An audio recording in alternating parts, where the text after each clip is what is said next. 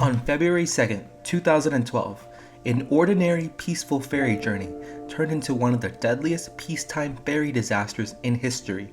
The MV Rabaul Queen was making its regular weekly route between Kimbe, the capital of West New Britain, and the large port city of Lae.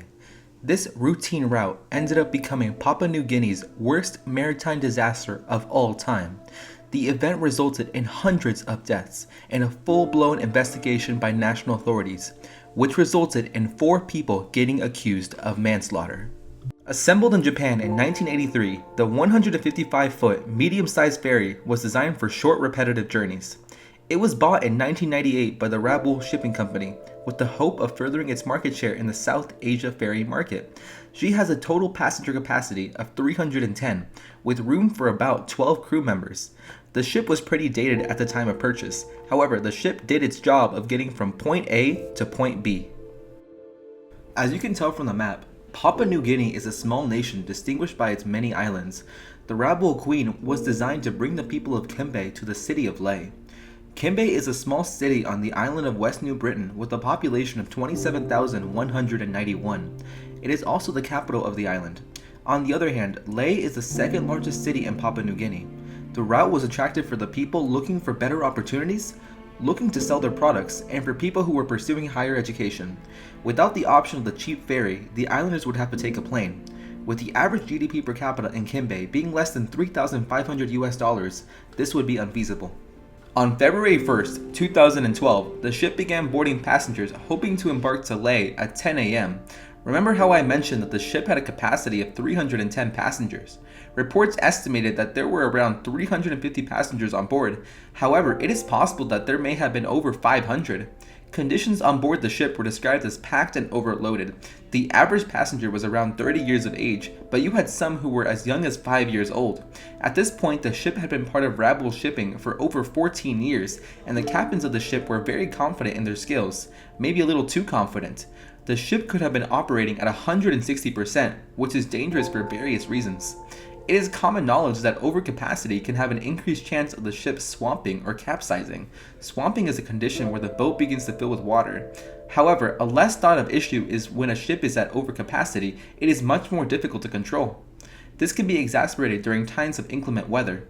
It is unclear how long the voyage had been operating at overcapacity, but we can infer that this may have been standard practice. The Rabaul Queen had been testing fate, and soon its luck would run out.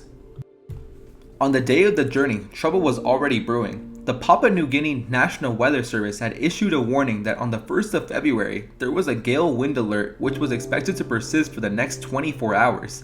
The gale winds were predicted to be around 34 to 48 knots. This is around 39 to 54 mile-per-hour winds, which is around the wind speed of a tropical storm.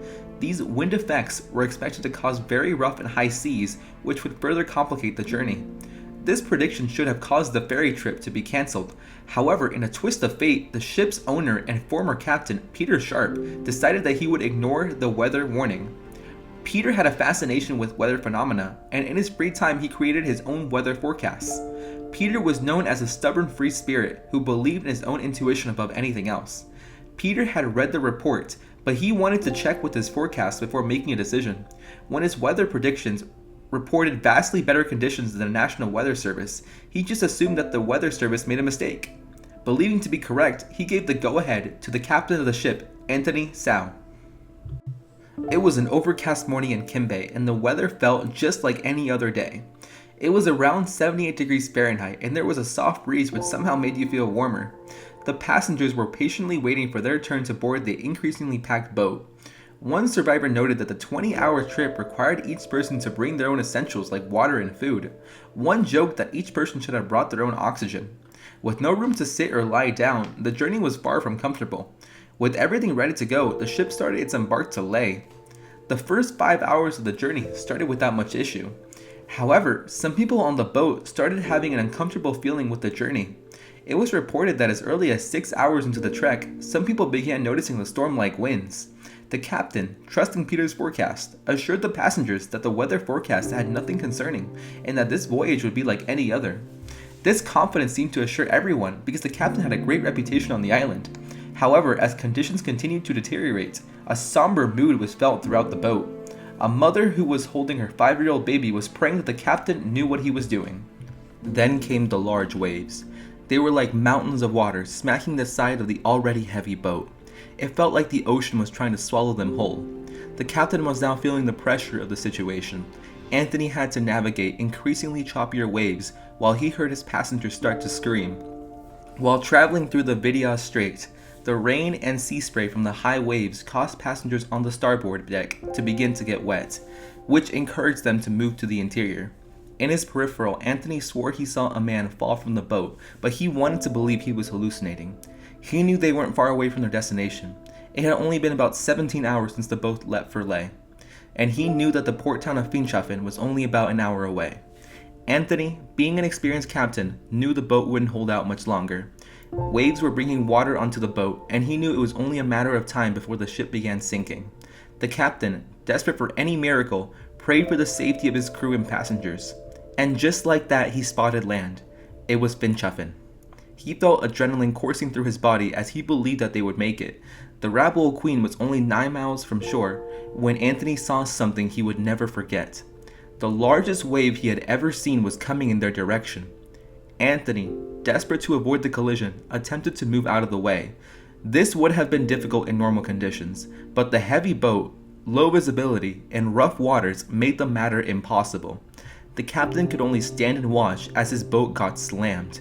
The boat rocked violently, desperately trying to stay afloat. Passengers, now fearing for the worst, clung onto the boat as tightly as possible. The darkness was making matters worse as panic consumed everyone. As Anthony and the crew attempted to orient themselves, another large bang could be heard, and they were thrown violently to one side of the ship. Anthony may have been knocked unconscious with this wave. Then, just 30 seconds after these two waves collided, a final third wave finished what the first two waves started. The boat violently shook until it couldn't fight any longer. The ship capsized at 6 a.m., just 9 miles away from safety. A joint rescue effort by Papua New Guinea and Australia was formed shortly after the sinking. Many survivors were rescued by 6 merchant vessels, which were alerted by the Rabaul shipping company after they noticed that the ferry had disappeared from satellite tracking. 7 fixed-wing aircrafts, including a P-3 Orion Maritime Patrol aircraft from the Royal Australian Air Force, were involved in locating survivors. Heavy seas and high winds complicated the search and rescue operations, and it is a blessing that all rescue workers came back alive. In all, 246 survivors were rescued by nightfall on the 2nd of February. However, over 100 people remain missing. It was also reported that 27 survivors were on an inhabited island. 7 of the survivors, 3 of whom had serious injuries, were admitted to Angwa Memorial Hospital in Leh. Some of the survivors experienced stomach pains because they swallowed seawater containing oil leaking from the boat. This disaster shocked the nation of Papua New Guinea. A commission of inquiry was set up to investigate the disaster just 9 days after it happened. The commission spent several months hearing evidence from survivors, rescuers, weather experts, and other witnesses. Some important information came to light through this investigation. The crew were found to be uncertified and unqualified. This included the ship's navigational and engineering officers who had inadequate background checks before getting hired. Captain Anthony was also found to be inadequate, especially in an emergency situation. According to prosecutors, he couldn't even define ship stability correctly when asked. A good portion of the life jackets were padlocked in a wire cage and were unreachable during the emergency. The entire ordeal created new laws and protocols regarding safety at sea, and new requirements were enacted for boats who wanted licenses. 4 people were charged in connection with the sinking. The managing director, Peter Sharp, the captain of the vessel, Anthony Tsao, chief mate Michael Zarau, and the former manager of the port, Grace Amon, each faced 172 counts of manslaughter. Captain Sharp maintained that the cause of disaster was an act of God and that 3 large waves rose up and sank the ship. Captain Sharp said, "It was one of those things that happen in nature, and the ship was in a spot where it was overwhelmed by 3 large waves." The prosecution argued that this situation could have been completely avoided if the correct procedures were followed. The negligence of the captain and crew allowed the situation to happen, they argued. The trial concluded with all 4 people being found innocent of their crimes. This is because the criminal charges for sending an unseaworthy vessel out to sea are unclear. Papua New Guinea's Attorney General allegedly said that she will reopen investigations. However, it has been 6 years since that statement, so we can assume the case is closed. In addition, the attention towards the case took a hit when Peter Sharp died from a prolonged battle with cancer in 2019.